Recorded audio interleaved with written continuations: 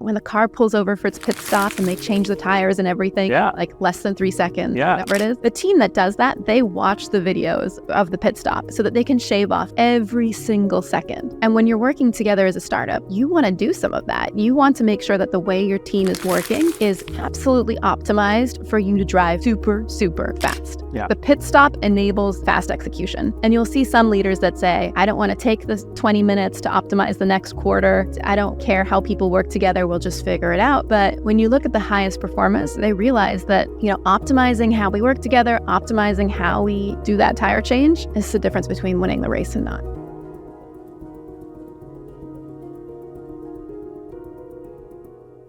Hey climbers, welcome back to another episode of Climb by VSC. My name is Jay Kapoor, general partner of VSC Ventures and co-host of Climb.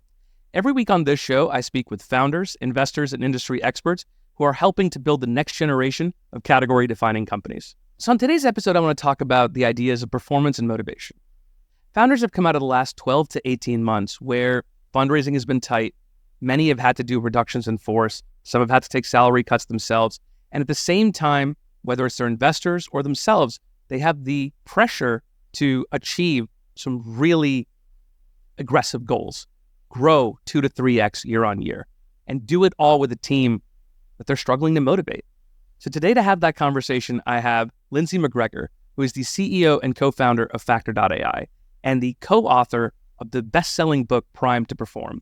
Lindsay has worked with fast-scaling startups like Slack, Grab, Culture Amp, Flexport, and many more household names. Today, she's going to talk to us about these ideas of how you measure performance, what makes total motivation, and how you can make small changes inside your organization to implement these tactics on a day-to-day basis. Lindsay, thank you so much for joining me on the show. Thanks for having me. So Lindsay, you've organized your work with startups that you've seen go from seed to scale into 3 foundational frameworks that will change how every manager thinks about running their organization. Can you tell me what these 3 frameworks are before we dig into them one by one? Sure. So the first is that every leader, whether they know it or not, is balancing 2 types of performance. The first is the tactical, and the second is the adaptive. And we'll get into why these 2 are opposites and why that makes it so tricky and critical to manage. The second framework is how do you get both tactical and adaptive performance? And that comes down to how you motivate people. What most of us have been taught on motivation is completely wrong. And third is how do you build that motivating, high-performing environment through your day-to-day work? And we think it's about the charismatic leader or the, happy hours, but it's not. There's simple changes that you can make to how your company is running. It's weekly, monthly, quarterly routines that can barely unlock performance and play in your people. So the 3 things that we'll talk through together at a high level is this idea of how do you measure performance, how do you motivate people, and then how do you implement that science into a methodology or a culture that rewards those things. Is that the right way to say it? Okay. So let's start at the top of that. How do you define and measure performance inside of an organization? And what is this difference between tactical and adaptive that you alluded to? Yeah, so I'll share through a story. A couple of weeks ago, I was sitting down with a founder who had raised millions of dollars. He had dozens of team members. He was nearing the end of his Series A, and he was running out of money. And it was terrifying. Now, he has a plan in place that I think with some heroics will turn things around, but he was sharing with me the 2 big mistakes he's made in his 2 years as a founder of this company. He said, in year 1, I trusted everybody to know what to do. And he has a large telesales force. He's trying to revolutionize health insurance, and he has some really interesting tech platform and interesting product ideas, but it relies on this telesales force, this large sales force. And he said, I thought that people would come in and know what to do. And he said, and I did not put in place any tactical systems, processes, expectations. I thought everybody could make it up every day. And he said it was a huge mistake. People were always doing things that they thought was right, but it wasn't the core of what his business needed to focus on. And so they wasted a ton of time. So his first year, he said, I didn't put in place tactical systems and make everything clear. He said the second year, I had all the tactical stuff right, but I did not spend any time on the adaptive. The adaptive, right? He was very adaptive personally. He was creative and innovative and loved problem solving. But his sales force needed to adapt on every phone call. They needed to figure out, how are we going to pitch these new products? How are we going to make people realize what we're doing is different? How are we going to get somebody to spend time on the phone with a salesperson? And that requires constant micro experimentation until you figure out what's going to be your hook that's going to get people to take the phone call, stay on the phone call, follow through with the purchase. And he said, I was very divorced from all that adaptive performance. If I was going to do it again, I would have stayed really on the phone close with those sales reps so that I could have heard the customer. And I would have gotten that fast feedback that would enable us to experiment and to adapt. Now, he's very self-aware of the challenges in year 1 and year 2. And he's explaining what most startup founders really struggle with, right? You've got to have your tactical performance, your processes, because that creates scale and efficiency and consistency in your product. But it's really hard in your early days to put those in place because you don't have any of them. So you have to invent them all from scratch, right? A big company has too many, but a small company has none. But at the same time, if you make everything tactical, your people just start to follow the script, follow the work plan. They don't actually focus on solving the true problem. They don't adapt. And so you've got to spend your time thinking about, where do I need the tactical processes and where do we still need to adapt and innovate and experiment? And as a founder, figure out, how do I stay really close to the adaptive experimentation so that I'm getting all the really fast feedback loops from my customer and can pivot our company as quickly as we need to? Yeah. Is there a time in the life of a startup where that shift becomes more pronounced, where obviously, when you're just starting a company and it's 5 or 6 of you in a room together, it's very easy to be adaptive. You're conversing every day, you're bouncing ideas off of each other. And then we just came out of the last 4 years of work from home and hybrid work. And I've got to imagine there's a certain either scale of company or stage of company where that need to shift to actively make it adaptive has to happen. So when in your work have you seen that shift take place? Yeah, it's a great question. I found that the small company, the seed company, 5 to 10 people, used to be super adaptive on their own when they were sitting in their own room.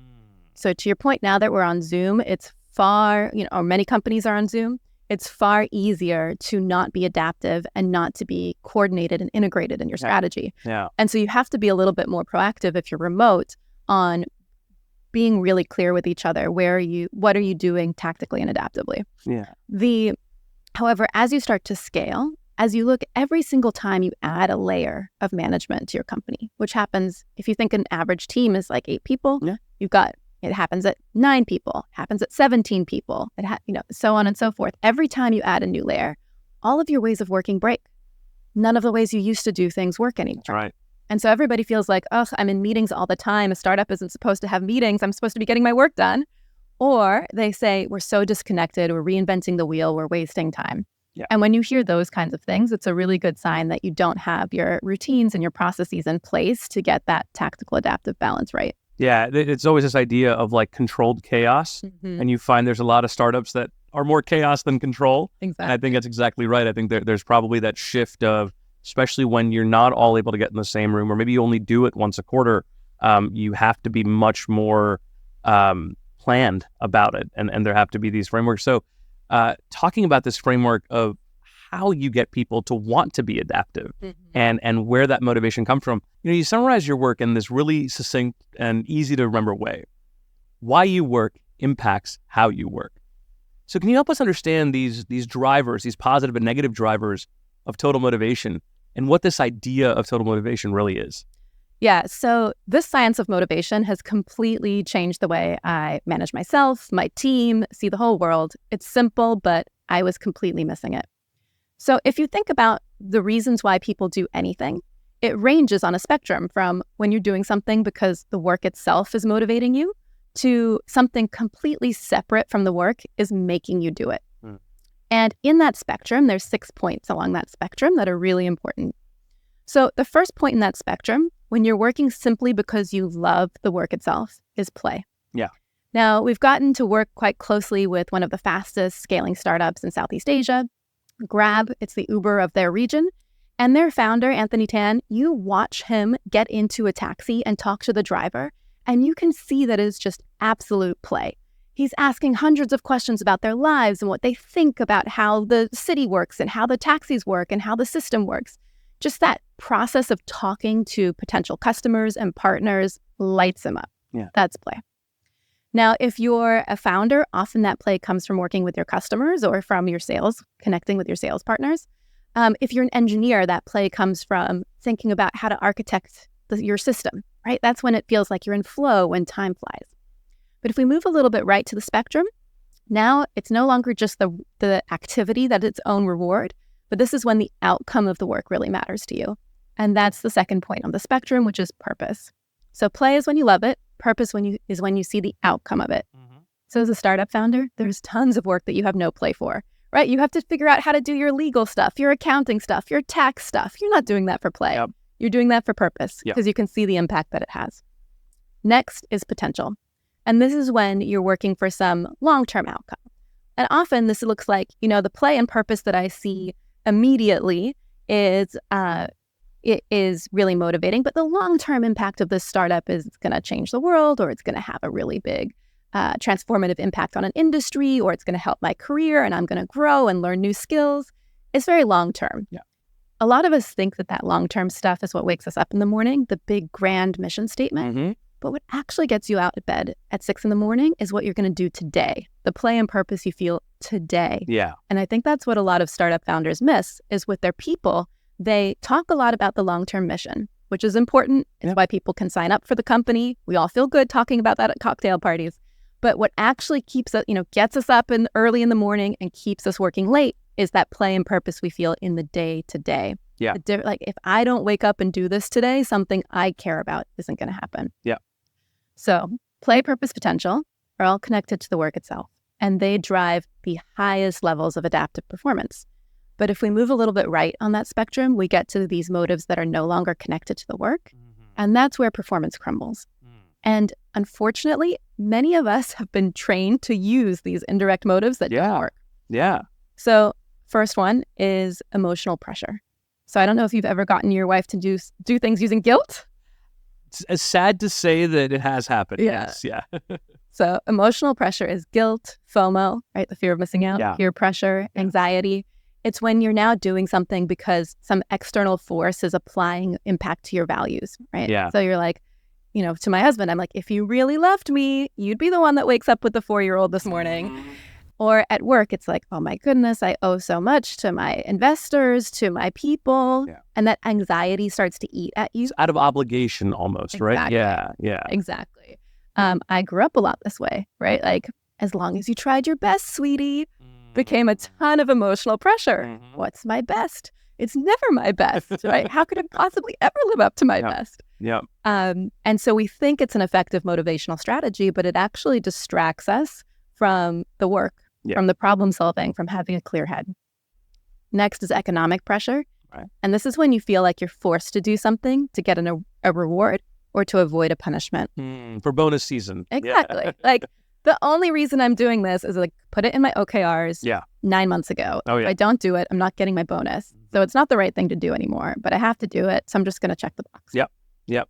And then the last motive is inertia. Yeah. And this is when you've just been doing something because you've always done it and you can't explain why. Yeah.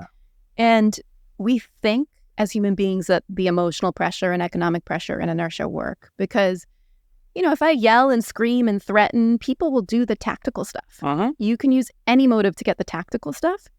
But if you yell, scream, use emotional pressure, economic pressure, people just do the tactical. Yeah. They don't do the adaptive. They don't go above and beyond. They don't create. They don't innovate. They don't explore. And so one of the most powerful insights that I've learned in my career is that in order to get the best from your people, you've got to create an environment where you're maximizing the play and the purpose and the potential and minimizing the emotional pressure, economic pressure, and inertia. And that's what we call total motivation. Yeah, yeah.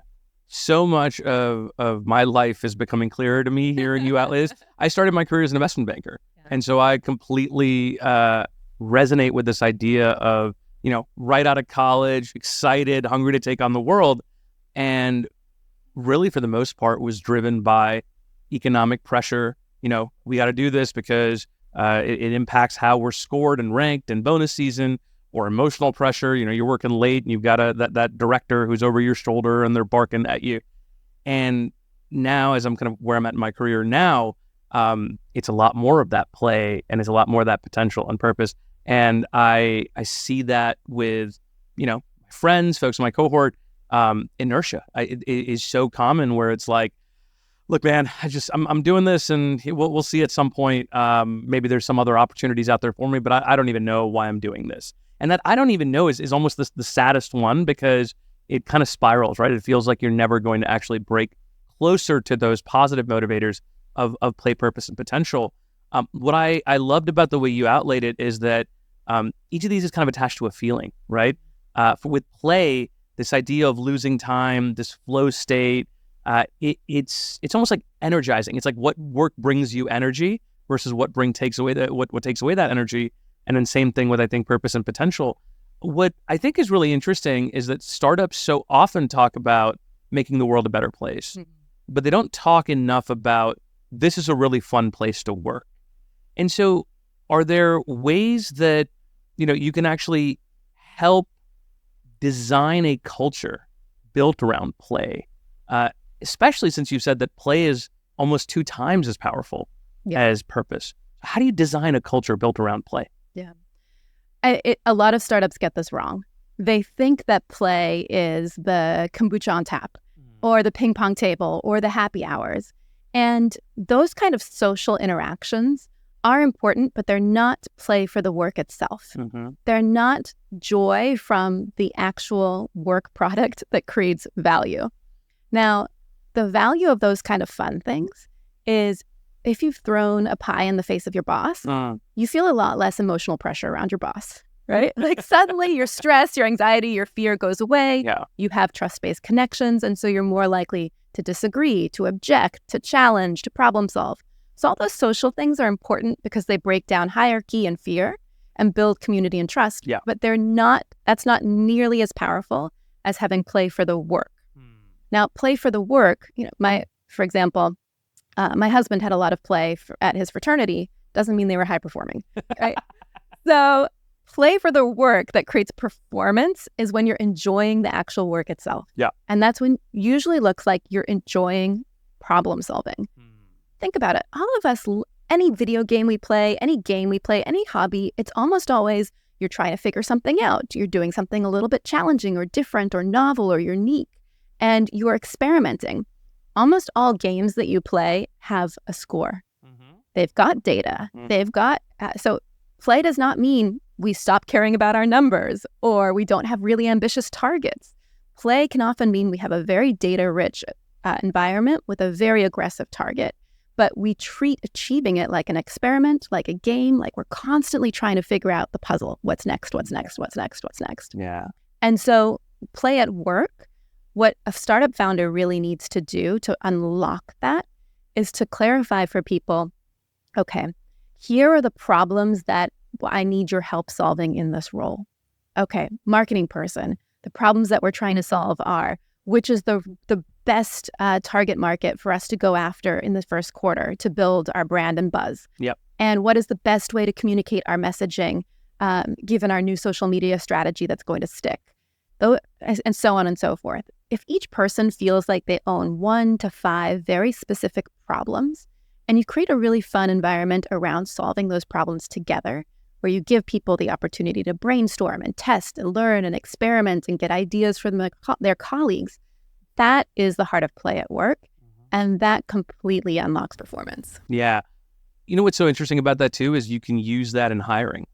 When I see, especially, younger hiring managers, they're sitting there and talking about how great everything is at this company. Well, you're not hiring a teammate just because they're going to slot into something that you're already doing. You want them to help accelerate your growth. You want them to help take you somewhere. And so I love that you can actually apply this into a hiring or recruiting conversation and say, here's what we do really well. Here's where we actually need some help.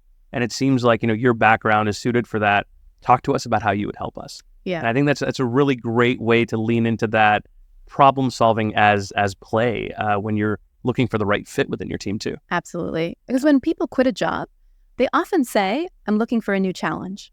Yes. And so what you're framing to them are the challenges they'll get to solve at your company. Yeah. Also, when you're hiring, one of the most helpful things I find is to try and figure out what creates play for the person that you're hiring. Yeah. So I've heard this from, we've worked with one of the number one fashion brands in the world, one of the number one hedge funds in the world, one of the number one tech startups in the world. And the problem that they all have in hiring is people say, people have been taught to just take a seat on the rocket ship. Yeah. And so how do I know this is the right person? Because they're just coming to me because we sound cool and interesting. And that's really dangerous for startup founders. You don't want somebody to just jump on because you sound cool and interesting. You need to make sure that the job you're hiring them for is right. And so we always look for, where is this person finding play in their day-to-day life when they're not paid for it? So for example, we have somebody who does a lot of biz dev for us, where her hobby is fundraising for museums, right? So she's spending all of her free time making connections and building partnerships. We have somebody who plays a heavy role in our recruiting, where in his free time, he's connecting veterans with jobs. We have somebody who is in operations, who in her free time in college, she organized her 100-person sorority's spring break trip on spreadsheets in color-coded binders. Now, I would never want to organize a college spring break trip, but if she's doing that for fun, that she's going to like the type of operational work that we're doing in the organization. That's right. So the more you look for, does this person just find the day-to-day activity they're going to be doing fun, the more you can guarantee you'll find somebody who's going to knock it out of the park when they join you. Yeah. What's this idea of like play profiles? Do different people have different profiles, and how do you... Can you just ask somebody, hey, what's your play profile? Or is there a way to actually measure that inside of your organization? Yeah. So in our app in Factor.ai, you can measure your play profile in about 2 minutes. Yeah. But what's so fascinating is that there are play profiles that are better for different stages of a startup. Okay. So in the beginning, what you find is that there's people that really love exploration of new ideas. And often that feels fun because it's creative. There's lots of new work. There's new thinking. There's research. There's creativity. Some people love that. Now, some people hate it because when you're in the exploration phase, there's waste. You are exploring ideas that you're never going to implement. You are researching potential strategies you're never going to execute. There are other play profiles that are much more about execution. So if we talk about it. The first play profile I shared is the explorer profile. We find a lot of people are more in the achiever bucket, and that's where you just love to get things done. Right? You love making that checklist and checking things off your list and problem solving the operational challenges that require you to get things done. Yep. And you need a really healthy mix in your company. You need to make sure that you've got people that are more explorers, people that are more on the achievement side, and there's a few other profiles as well that take you through basically the process of finding an idea through to scaling it. Got it. Okay. Well, we'll make sure that we talk about Factor.ai and link that because I certainly would be curious to do this exercise with my team. There are weeks where I feel like all we're doing is brainstorming and ideating and nothing's getting done. And there's weeks I feel like, wow, I just spent the whole week getting done, a bunch of stuff on my to-do list.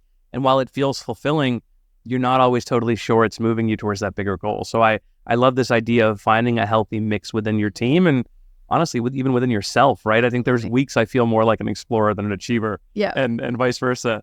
Yeah. Let's talk about how you can score total motivation inside of an organization. This is a really interesting idea because I believe there are more bad managers that think they're good managers out there than the ones that are maybe a little bit self-aware that know, hey, there's probably work that I need to do as a manager. So this idea of scoring it and making it very tangible, I think is so important.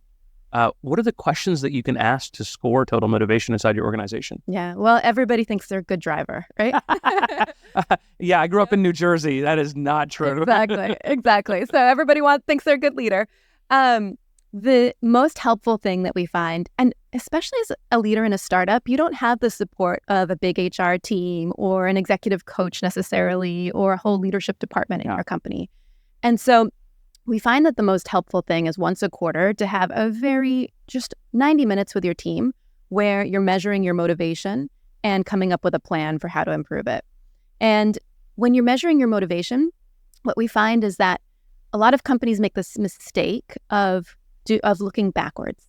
Like, how did we feel about the quarter that already happened?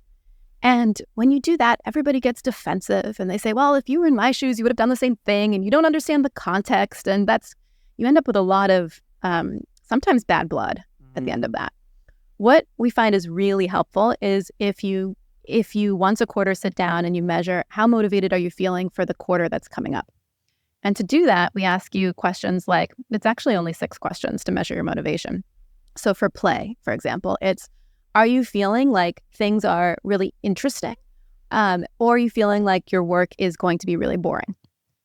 On emotional pressure, it's, do you feel like work is going to be really intense, but not stressful?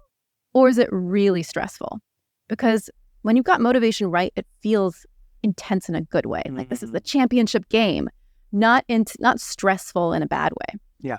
And so there's 6 simple questions like that, and it'll help you. It'll basically share with you, with your team, how is your motivation battery? Are you charged up right now or not? And your goal, many of us were raised in an environment where, we're supposed to get straight A's and be perfect all the time. And that's not your goal in your company. So we think of motivation like a battery. Sometimes it's full, sometimes it's empty. And when it's empty, that's a good sign that you need to take a moment to reassess, recharge, and move forward. Yeah. And when you recharge, what we found is that there's 10 very specific habits that team members can prioritize to boost their energy.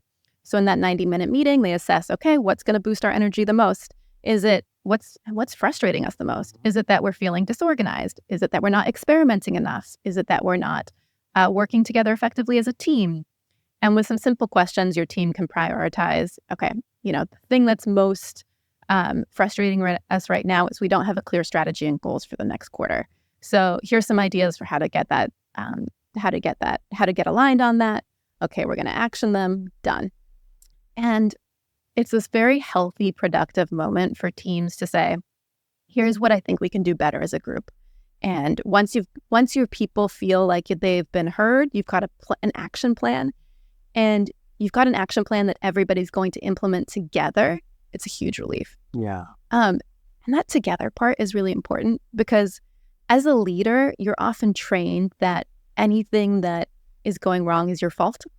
And so when you do have this kind of an experience, it's much more about what can we collectively as a team do to get better as a group. Yeah. Which is a very different feeling than let's all wag our fingers at the leadership and make them fix everything for us. You're so right. We invested in a founder earlier this year who spent 9 years in naval intelligence before he started his company.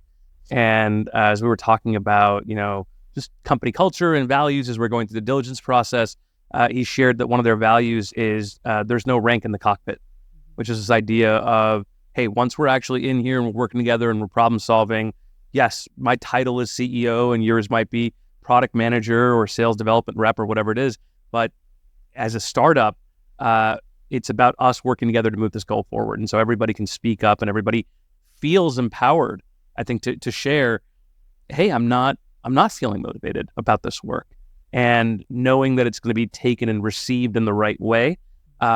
If you lay that groundwork early, which I don't know if a lot of leaders have. So if they haven't, how do you make that shift? How do you, recognize that, hey, I'm doing this? Is it as simple as setting those skill and health check-ins, or is it something else that needs to be done first before you can start implementing this? Yeah. I mean, most startups are so busy that they don't have time for any of this. Yeah. And it's because nobody's made it simple enough. Right. You have extremely aggressive goals and you need to accomplish them yesterday. And to figure out how to do this stuff takes serious time. Yeah. And so what we've really been focused on is how do we make this so easy that a startup founder can implement it right out of the box with no time. Yep. So it's 1 meeting a quarter on your team's health and motivation for 90 minutes. And that meeting is focused not on fluff, but on how do we as a team optimize ourselves for the quarter ahead. Yeah. Then it's once a quarter sitting down and talking about your skills with your people. I was talking to a startup founder the other day where she said, it's just we're like a family and each of my family members has a fatal flaw. something that they're terrible at. Oh my God. And yet we're really bad at coaching each other, because when we start to coach each other on the balls that we're dropping or the things we're not good at, we take it really personally. Yeah.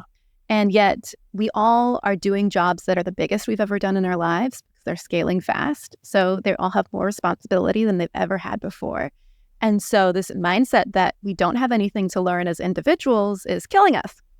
And so with the goal of this skill check, right, is that once a quarter, we lead you through a meeting with your between the manager and the individual, where the individual is self-reflecting on what they need to do to maximize performance in the quarter to come. Yep. But also we use AI to connect that to play and purpose and potential, and help figure out for the person, how is that going to be fun and motivating and impactful, not stressful and bureaucratic and painful.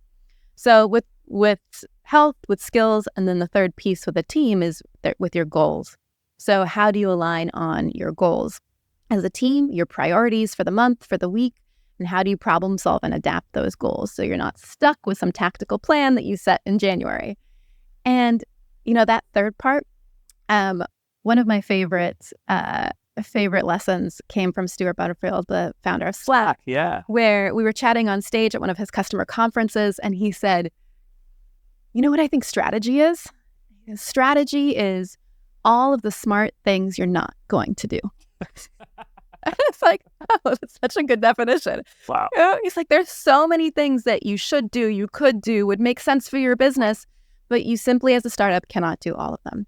And so that third piece around clarifying your goals and your priorities is helping your team say, there are 1,000 things that we could do, but if we do all 1,000 of them, it's going to be like a snowplow pushing snow uphill. Yeah. We've got to get super focused as a team on what are the couple of things that we're going to do that will move the needle and knock those out of the park. Yeah. Daniel Pink, who's an author I really love, has this great framework for job satisfaction. And he calls it AMP, right? What gets you amped up? So autonomy, mastery, and purpose. And autonomy is always a really interesting one to me as I look at how I was managed in my career and how I try to manage people now, which is it's always a tough balancing act, right? Too much autonomy, and people sometimes feel like they don't have enough direction. Too much micromanaging, and the satisfaction is low because they're not getting enough autonomy. How do you think about advising leaders, and how do you advise leaders to find that right balance of autonomy? And are there ways that you can measure with your team if they have enough, but not too much? Yeah. So autonomy has many leaders twisting themselves into pretzels. Like, what does this mean? How do I do this? And imagine the coach of a sports team who stood up with his team before the game and said, all right, team, like today we're scoring 42 points. I'll see you later. That's how many leaders are interpreting autonomy. Yeah. Is they set the numerical outcome they want to accomplish, the target, and then they say, go do your own thing, bye. But that often creates a ton of stress for people because they're not clear how they're going to win. It creates a ton of wasted work because everybody on the team, imagine everybody on that sports team, what play are we running? Like, what strategy are we doing? We're all going to do different things. Yep. There's going to be no cohesion. So it creates a lot of stress, a lot of wasted work. And think about the best teacher you've ever had. They didn't just send you a video of their lecture and then leave you alone to learn. Mm-hmm. It was probably somebody who really helped you unlock your play and purpose. Yeah. Somebody who helped push your ideas further than you thought they could go, who helped you learn and grow, who helped you see the impact of what you were doing. The best teachers, the best coaches, the best bosses are often the people who help us accomplish more than we ever thought possible. Now, some people will say the best boss I've ever had left me alone. And that's often because they haven't had a boss that really helped them do more than they thought possible. Yeah. So what I find is when we measure the motivation of individuals, those with the highest levels of motivation have leaders who help them define their priorities. Like, what are the big challenges or problems that they're solving? They then let that person come up with ideas for how to solve that problem. Yeah. They look at those ideas really early on and add to them. They say, oh, interesting set of 20 ideas to solve this problem. Have you thought about this one? Have you thought about that one? Oh, that one's not going to work. You wouldn't know that, but let me share this context with you that you missed because, you didn't sit in 72 hours of executive meetings with me, right? So just eliminate those ones so you don't do a ton of wasted work and then get frustrated. And then as the person builds out that idea, they say, oh, interesting. You're doing a great job in this area, but I see you don't yet have the skill on this part, or you're missing a piece here. Let me connect you with somebody who can help, or let me show you how to do that part. You want a leader who helps you deliver amazing work. Yeah. And that's not the same as somebody who leaves you alone. That's a great distinction. It also leads into this idea of, moving quickly and scaling quickly. And everything about startups is, you're not just trying to grow 10 to 20%. We're talking about trying to 2x, 3x year on year. When you are moving that quickly, and we've had guests on the show, actually, investors who have said, when I'm trying to diligence a company and measure a team, whether I'm going to invest in them or not, I look at how quickly they iterate and how quickly they learn. Are there tactics that founders can use inside of their organizations to build a culture where this problem solving, this speed of iteration is more common and is encouraged? What are some ways that they can do that? Yeah, absolutely. So this is everything. Like velocity is everything, right? Velocity, how quickly you're iterating and learning and growing and executing and making sure you're doing it in the right direction, right? Because you could have two different people in your company executing in opposite directions and it's a disaster. So to maximize velocity, what we found is it's really helpful for a leader to ensure that every person on their team has the top 3 or 5 problems that they're solving, right? 1, 2, 3. And that against those, you can see, okay, here's all of the ideas I think will solve those priorities or solve those challenges. And here's the ones that I'm actually executing, and here's what I'm learning from it right now. Yep. So that needs to be really transparent. What's the priority? What are the ideas for it? And what are you executing right now? And when you make those transparent across the team, you save a ton of waste, a ton of discoordination and chaos, and people start to contribute ideas to each other's work without having to go sit in on tons of meetings. And you mean just across the team or across an entire organization? Like, should product know that this is sales' top priority and engineering know that this is operations' top priority? Yeah. Start with your team, but once you get it across the organization, it is is mind-blowing. Wow. Because you'll see things like an engineer say to a product manager, I know you've only been working on this problem for, a day or two, but I see that all of your top ideas are reliant on this piece of data that our system doesn't collect. And so if you want to pursue this strategy, it's going to take months of engineering because we just are not set up to do that. And at that point, the product manager will say, oh, thank you so much. Like, I don't care that much about these ideas. It's really not worth the engineering time. Let me pivot in what I'm prioritizing. So the earlier your team can see the ideas, most of us are used to, here's my fully finished idea. Here's my presentation or my one-page of what I'm going to execute. Please approve. Mm-hmm. And when you're showing your finished work, that's way too late. What a lot of fast-moving startups know is that what you get in that room when you're 5 to 10 people is somebody says, hey, I'm thinking about trying this new thing for our ad campaign tomorrow. And at that point, before you've done any work, everybody else can say, nope, terrible idea. Here's why. Or have you thought about this? Or would that make it better? So how do you get that early ideation and conversation? Now, we find that to do this in a company, and especially as you grow larger, was really, really hard. So a lot of our platform, Factor.ai, is how do you actually lay out these priorities and manage that ideation process, and it actually measures your velocity for you. Mm-hmm. So every team can see the velocity for their team and the velocity against different problems that they're solving. And that way they can actually help each other much faster. Like, oh my goodness, this new part of the product that I thought we weren't going to build until next year has suddenly really picked up in velocity. We're working on it right now. I need to get in that because as a marketer, I think there's a huge risk in this part of the product, and I want to get in early to share some ideas on how we could build this product in a way that's not going to create a backlash, for example. Yeah. So we've been dancing around this idea of Factor.ai. You mentioned it a couple of times, so let's explore it. For a founder, for any founders that are listening, for those in our portfolio, what do they get when they get on Factor.ai, and what kind of things they need to put into the platform to start getting real value out of it pretty quickly? Yeah. So as a founder, you are crazy busy, right? You do not want to spend time on your legal stuff, your accounting stuff. And you also don't want to spend time figuring out how am I supposed to run my company. You want to spend your time on your product and your ideas and your sales and your marketing. So we created Factor to just make all of the running of your company super simple. Like, here's how you set your goals. Here's how your team sets your weekly, monthly priorities. Here's how you solve problems together when you're not in the same room. Here's how you run quarterly health checks to manage your health and motivation. Here's how you run a quarterly one-on-one to help people develop the skills that they need. And so it's a toolkit and a package that just says, okay, if you're trying to keep your team organized and healthy and motivated, you don't want to spend time thinking about what meetings should I have? How should we organize our work? How do we do all that? It takes care of all of it.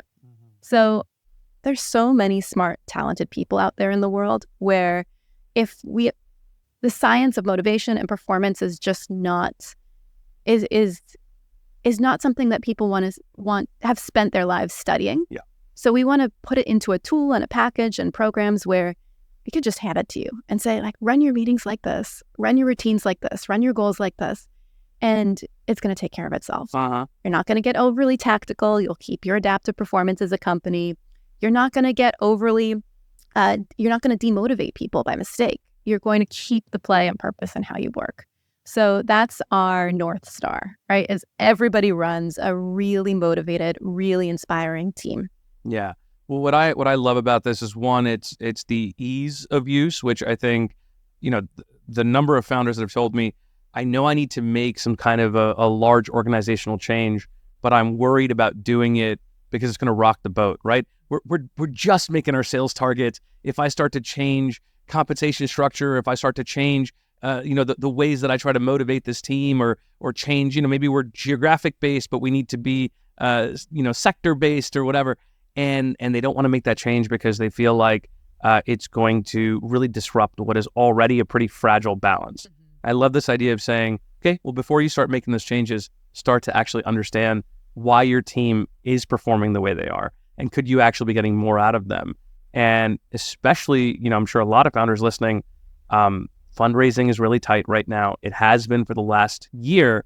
And what they're not able to do is get more resources because they're all trying to manage burn.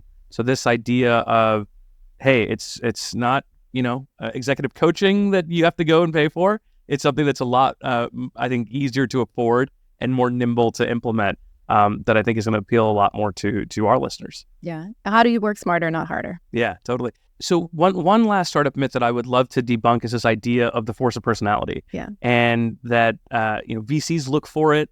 They try to hire for this great charismatic founder that's going to get up there and give a big speech. And recently we've seen examples where there's a lot more smoke than fire, whether it's WeWork or Theranos or whoever, where cult of personality doesn't necessarily mean great leadership. So in your experience, are there other leadership styles or other ways of leading that do create motivation inside of an organization? Yeah. So one of the most inspiring startup founders that I've ever worked with was previously in the NFL. And so his team was, went all the way to the Super Bowl, won the Super Bowl. And he talks about how in high school he loved football. In college he loved football. But when he got to the NFL, he worked for a coach who suddenly started to give every single movement on the field a point. So if he stepped left when he was supposed to step left, he got a point. If he stepped right, he got minus a point. And suddenly something that he just loved, where he could feel, where he was adaptive and creative and paying attention to the moment, he got all in his own head, right? Everything was about plus a point, minus, plus, minus, plus, minus. And it completely drained the joy and the energy out of the game for him. Yeah. And, that was his moment where he shares, I realized that it doesn't matter how motivating and how inspiring the halftime talks were. Yeah. The way that we were managing the day-to-day, minute-to-minute, second-to-second performance of this team was absolutely destructive. And when you think about a founder of a company, it's the same. If you're great and inspirational and have these really rallying talks, that's wonderful. Like, that's a great strength, but you don't have to have it. The systems and the ways that you run your company are way more powerful than the 10-minute speech at lunch. It's how are you setting up your routines? How are you setting up, giving people real clarity around the problems they're solving? How are you managing the ideation and experimentation process? How are you helping people get access to ideas that they never would have had before or execute those ideas more effectively than ever? People just want to do good work. Yeah. They want to do great work. And if you set up an environment and the routines and the processes that are set it, forget it, right? Set them up once, never think about them again. That is what's truly, truly inspiring for people. I really love that, because I often think that great founders get overlooked because they don't have that rah-rah spirit, when they're pitching a VC or when they're recruiting a great executive to come join their company, and the exec feels like, this is somebody I want to follow into battle, right? You hear that, especially from a lot of male founders. And you actually realize that, no, there are some really great founders that have different personality styles, but people love to work for them. And from the outside, you might go, him? Why? Her? Really? And you realize it's because they're empowered to do their best work when they get there. They're left alone, but with enough guidance. And all these things that we've discussed over the conversation tells me as an investor that there's not one archetype. And it's something that I think over time I've learned, but I think there's a lot of investors that believe there is a archetype of successful founder that's going to build $1 billion business. And I think, from your research and your work, you would say that is absolutely not true. I'm curious, as an investor, are there lessons that I can take from this as I'm evaluating founders? Are there questions that I should be asking when I'm doing diligence to make sure that I'm backing a founder that understands motivation inside of their organization? Yeah. So first of all, I would ask about their adaptive and tactical performance, right? So tactical would be, okay, what are the next parts of your business that need to be systematized, turned into process? And you want to make sure the person is making things scalable quickly as soon as something works, but not too soon so that they're preventing experimentation. Yep. The second on adaptive performance is, what are you experimenting with right now? And you want to get that really fast pace of experimentation and learning. And you want to make sure your founder has play for experimenting in the area that will create the most value for that company. Yeah. So if innovation is going to come from product, it needs to be experimentation around product. It's going to come from sales, it needs to be play for sales. So where is the value in that company, and does enough of the founding team have play for that area? The next is on where you find, as the team is organizing itself, you want to think about, is this founder putting in place the systems and routines that will let the company scale without them being involved in every single detail? So a way to ask that is, what are the check-ins that you do? What do you ask in those check-ins? What was the result of the last check-in that you did? Is that kind of what you're saying? Yeah, exactly. Yeah. And that will help you understand the degree to which the company is currently set up to scale quickly. Yeah. Now, it's very learnable. So if your founder is not doing that already, it's not the end of the world as long as they're open to learning and changing and doing it differently. Totally. What I have found is that there are some leaders who believe that it's totally fine if everybody just does their own thing, and I have no interest in creating any common ways of working. And that creates a lot of waste and a lot of frustration as you scale.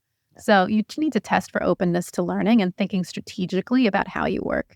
It's a bit like, I don't watch Formula One racing, but for anybody who watches Formula One racing, the team that, I don't know, when the car pulls over for its pit stop and they change the tires and everything, like less than 3 seconds, whatever it is, the team that does that, they watch the videos of them of the pit stop so that they can shave off every single second. And when you're working together as a startup, you want to do some of that. You want to make sure that the way your team is working is absolutely optimized for you to drive super, super fast. Yeah. The pit stop enables fast execution. And you'll see some leaders that say, I don't want to take the 20 minutes to optimize the next quarter. I don't care how people work together. We'll just figure it out. But when you look at the highest performers, they realize that, optimizing how we work together, optimizing how we do that tire change is the difference between winning the race and not. Yeah, you're so right. Whether it's an F1 analogy or you talk to NFL players or NBA players, they obsessively watch game tape of themselves. And I'll extrapolate that to something that I started doing when I first started hosting podcasts and having conversations. The sound of my own voice was grating to me. And yet I still went back and watched game tape of myself doing that interview and said, how could I ask that question better? Or when should I have interrupted my guest to ask for clarification? And yeah, it feels unnatural at first, and it feels, I don't know, unnecessary, I would say, even beyond unnatural. And yet you realize that the best in the world at whatever they're doing, whether it's, pit stops in F1 or it's, executing or breaking down a play in the NFL, everybody watches game tape. And it's surprising to me that maybe outside of sales, where a lot of sales managers will listen to their sales reps' calls, we don't do enough of that. I'd love to, next time I'm diligencing a founder, evaluate how much game tape they watch of their own organization. Yeah.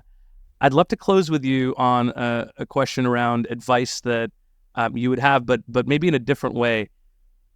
Is there advice that you would like to give yourself from 10 years ago, the manager that you were, the leader that you were 10 years ago, knowing what you know now about performance, motivation, and implementation of these sciences? So 10 years ago, I would probably micromanage too much. I either micromanaged or was completely absent, like completely hands off, like have fun with your autonomy, and very motivated by stress. Like, oh, we've got a lot to do. We owe it to each other to get this done. And so I think the number one piece of advice I would give to myself from 10 years ago is you've got to find the play in the day-to-day work.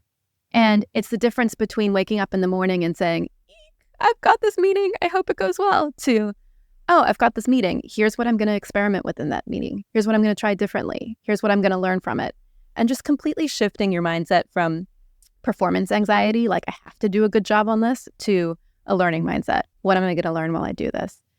And so applying that to myself would be number one.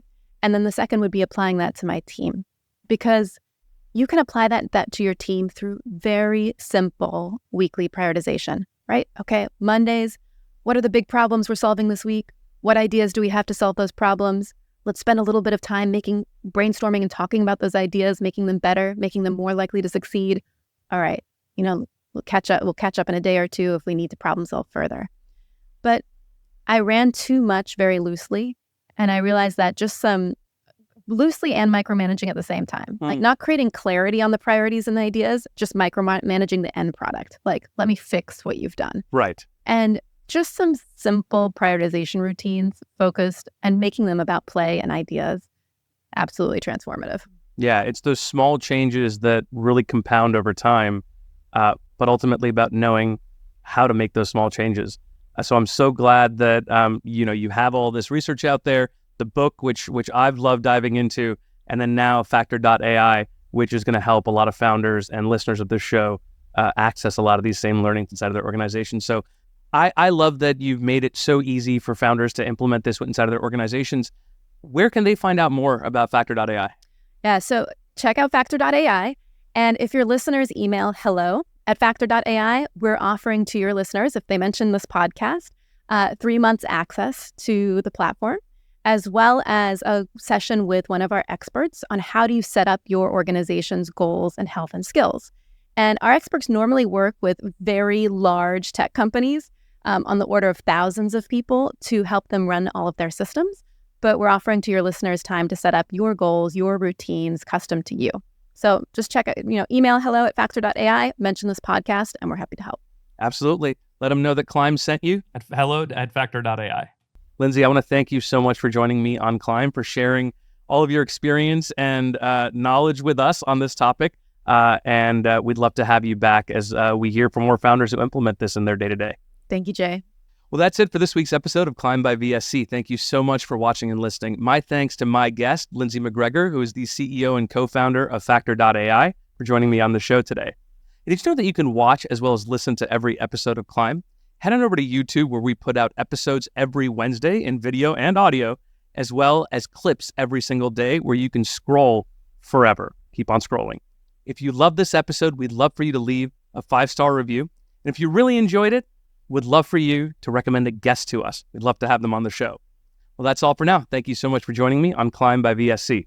We'll see you all next week.